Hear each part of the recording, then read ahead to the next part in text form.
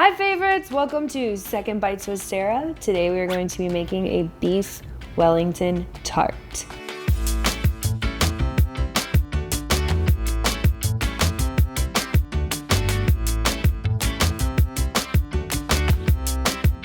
The star of this show is not the beef, actually. It is frozen puff pastry. I live in a frozen puff pastry household. We always have this in the freezer. God bless the person that learned how to make this because it is such a pain to make on your own. We are so lucky that we have it accessible. We also have some fresh ground horseradish. We have Boursin, the original flavor. Cooking spray.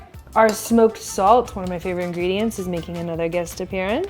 Fresh parsley, egg wash, which is just one beaten egg with a splash of water in it. That's it. Regular salt and pepper, baby bell mushrooms, lunch meat roast beef, a shallot, rosemary and thyme, and a block of gruyere. Oven is at 400, I forgot. I'm gonna use a stone cookie sheet. I am gonna put a little bit of spray on it. Mine's pretty seasoned, but every once in a while these stick, so I'm just gonna do a light spray on that.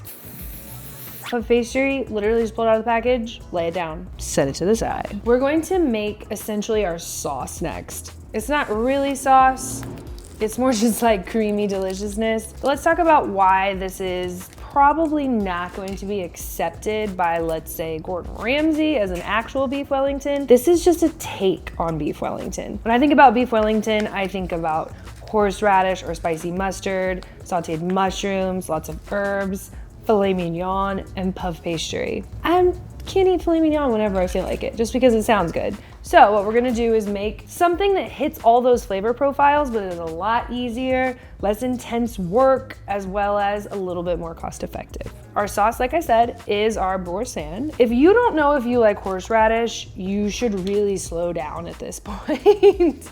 Give it a good smell.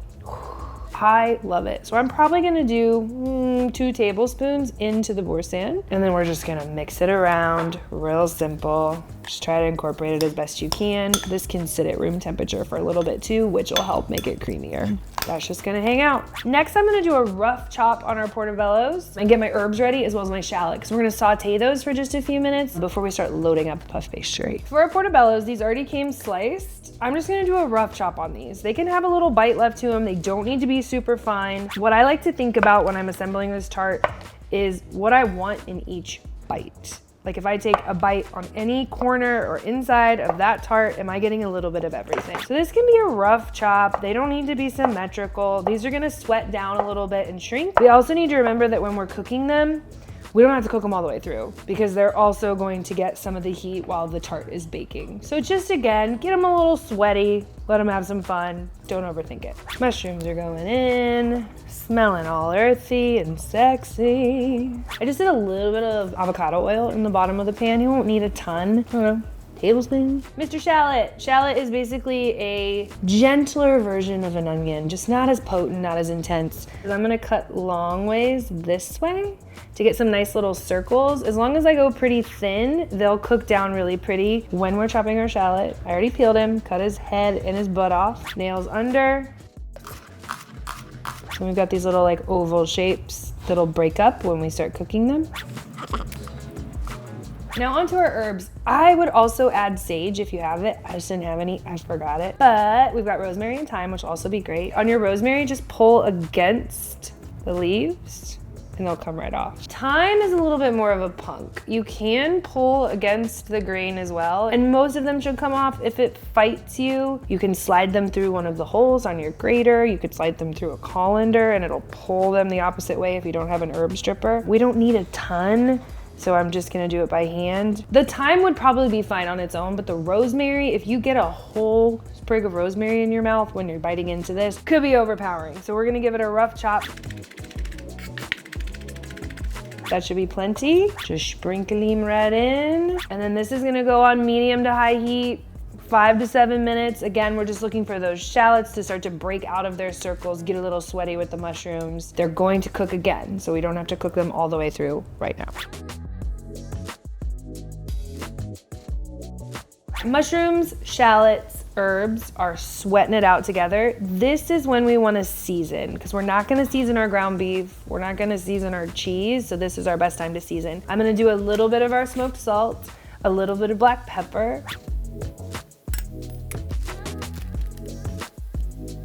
While our mushrooms, shallots, and herbs are having a party back there, I'm gonna go ahead and grate our gruyere. If y'all can find grated gruyere at your grocery store, you should count yourself as so lucky and buy it. Every once in a while I'll see it. I didn't see it this time, so arm workout it is. I'm probably gonna do most of the block. Worst case scenario, I have some extra for my scrambled eggs in the morning. I love Gruyere. The only thing we really need to do before we start assembling is give our roast beef a rough chop. Do you ever get like prosciutto on a pizza and then you take a bite and you try to pull away and the whole thing comes with it? That's what I'm trying to avoid. I'm just gonna go maybe in thirds, long ways, and then diagonally this way. It doesn't matter. Just break up your roast beef, y'all. It does not matter. Also, I should point out, actual beef Wellingtons don't have Gruyere on them, but it just felt right. I needed cheese on it. I wanted it to be that nutty, savory, salty cheese, so that's why I went with Gruyere. If you can't find Gruyere, just use Parmesan. We're ready to assemble. I brought over my pan with my mushrooms and shallots and herbs in it. They're smelling really freaking good. Let's load her up. Let's do this. I do like to leave a little bit of an edge around the puff pastry, like maybe, I don't know, quarter of an inch, half an inch, just so there's like an appearance of a crust. I have a tendency to overload my puff pastry tarts. I get really excited about the ingredients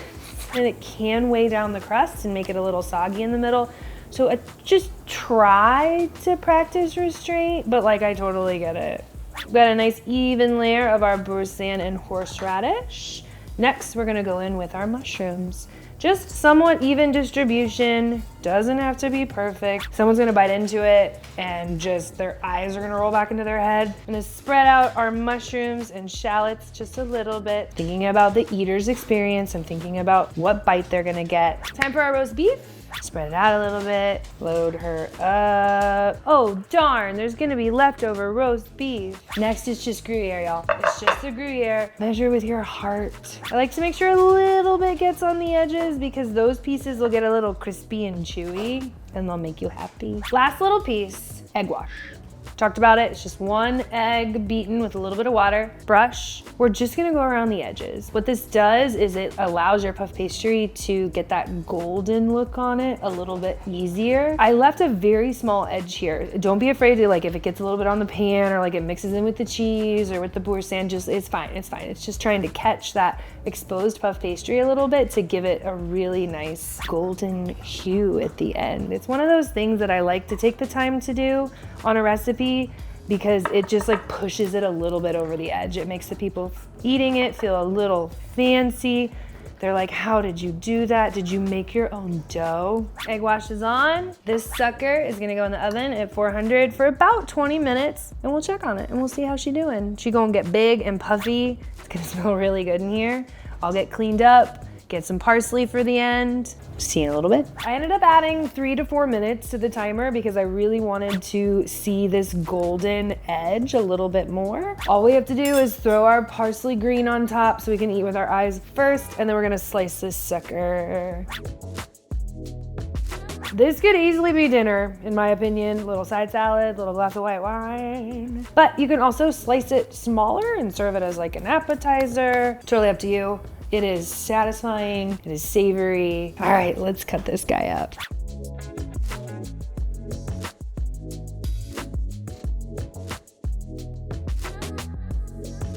Oh my God. All right, let's find a really pretty piece. So the edge of our puff pastry is golden and a little chewy. The beef, like little pieces of it kind of got crispy on top. The cheese is golden. I can smell the herbs. I can smell the horseradish. Go ahead and get some on a plate for us. We can do a taste test. It is hot. I'm totally down to burn my tongue. It just looks so freaking good. Like, look at that bite right there. That bite, that corner, it needs me. It's flirting with me.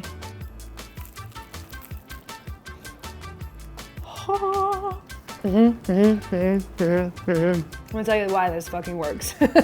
You've got like satisfaction from the roast beef, earthiness from the herbs and the mushrooms. You've got that slight kick from the horseradish.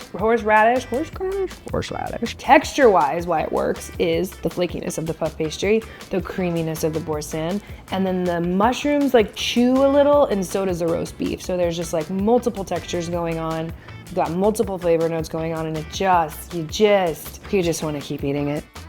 Hey favorites, thanks for watching. We'll see you next time on Second Bites with Sarah.